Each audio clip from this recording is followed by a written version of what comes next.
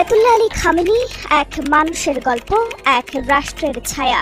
মাশহাদের সৌরগলিতে জন্ম নেয়া এক শান্ত স্বভাবের ধর্ম শিক্ষার্থী। বিসমিল্লাহির রহমানির রহিম।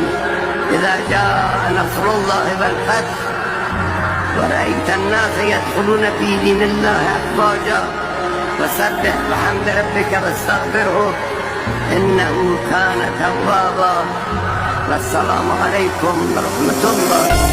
যিনি নিজেই একসময় বলেছিলেন, আমি একজন ক্ষুদ্র মৌলভী, কিভাবে হয়ে উঠলেন আধুনিক ইরানের সবচেয়ে প্রভাবশালী ব্যক্তি। এই গল্প শুধু একজন নেতার নয়, বরং এক রাষ্ট্রের দীর্ঘ রাজনৈতিক অভিযাত্রার গল্প। 1939 সালের 19 এপ্রিল ইরানের মাশহাদ শহরে জন্ম নেন আলী খামেনি।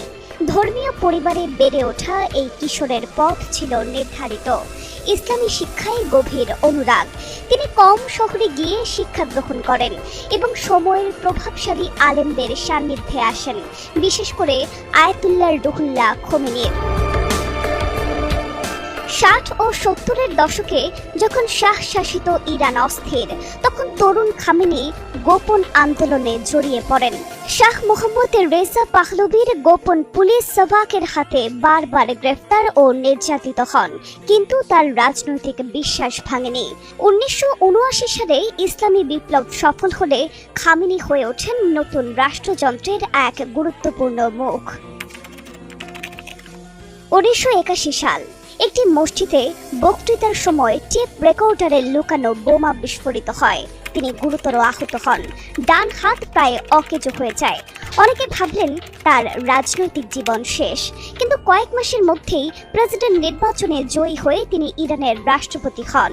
যুদ্ধ বিধ্বস্ত ইরান তখন পুনর্গঠনের পথে, আর খামেনি রাষ্ট্রের মুখ। 1989 সালে খোমেনির মৃত্যু ইরানকে এক অনিশ্চয়তায় ফেলে। সম্ভাব্য উত্তরসূরি হিসেবে আলোচনায় ছিলেন অন্য আলেমরা, কিন্তু শেষ মুহূর্তে পরিবর্তন আসে। সংবিধানে সংশোধন করে ধর্মীয় মর্যাদার চেয়ে রাজনৈতিক দূরদর্শিতাকে অগ্রাধিকার দিয়ে খামেনিকেই সর্বোচ্চ নেতা নির্বাচিত করা হয়। তিনি তখনও পূর্ণ আয়াতুল্লাহ ছিলেন না, কিন্তু সেদিন থেকেই তিনি হয়ে ওঠেন ইরানের চূড়ান্ত ক্ষমতার কেন্দ্র। তার শাসনামল ছিল দ্বৈত নেতৃত্বের রাজনীতি। একদিকে প্রেসিডেন্ট, অন্যদিকে সর্বোচ্চ নেতা। সরকারপন্থী প্রেসিডেন্টের সময়, বিশেষ করে মোহাম্মদ খাতামি বা পরে হাসান রুহানির আমলে পশ্চিমের সঙ্গে সম্পর্ক উন্নয়নের চেষ্টা দেখা যায়।